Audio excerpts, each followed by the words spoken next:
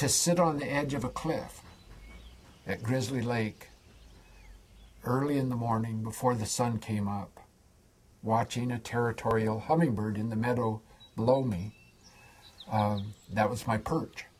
And I spent many hours a day there recording their behavior down to about 1/10 of a second accuracy.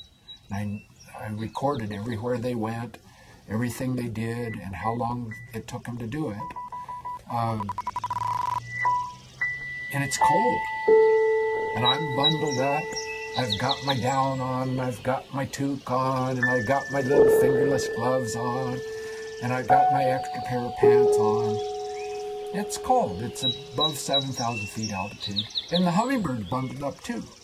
So when it's perched, it's all fluffed up, looked like a little brown ball, feathers sticking out everywhere.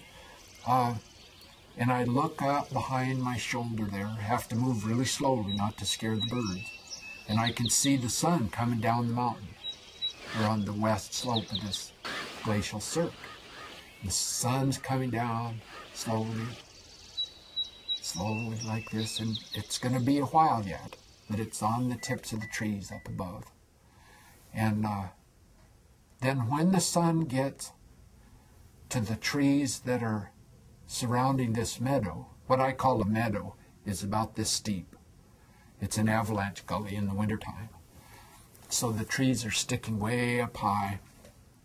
And so, but I'm still cold. The hummingbird's still cold. And then hummingbird goes up and sits on top of the tree.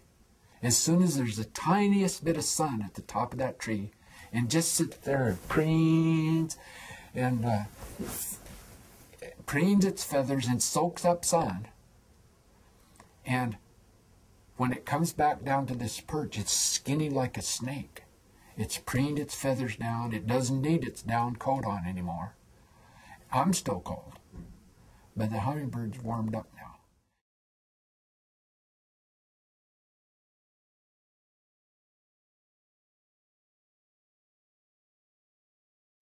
The most fundamentally important thing that I discovered early in my career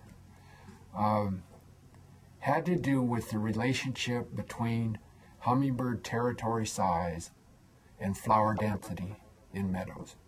I had lots of measurements of the sizes of individual hummingbird territories and the numbers of flowers in those territories and the amount of nectar that those flowers produced. And I found where he was teaching a lab. And I went to the door and I said, psst, like that, Dan, come here. And he said, I'm teaching a lab. And I said, come here, get over here, Dan, come out in the hall. And so Dan came out and he said, what do you want? I'm teaching a lab. And I said, look at this, what am I going to do with it? And he looked at that and he said, oh my God, what? Don't you realize what you have here? And I said, well, it's really nice, isn't it? And he said, yeah, but don't you understand what it means? And I didn't.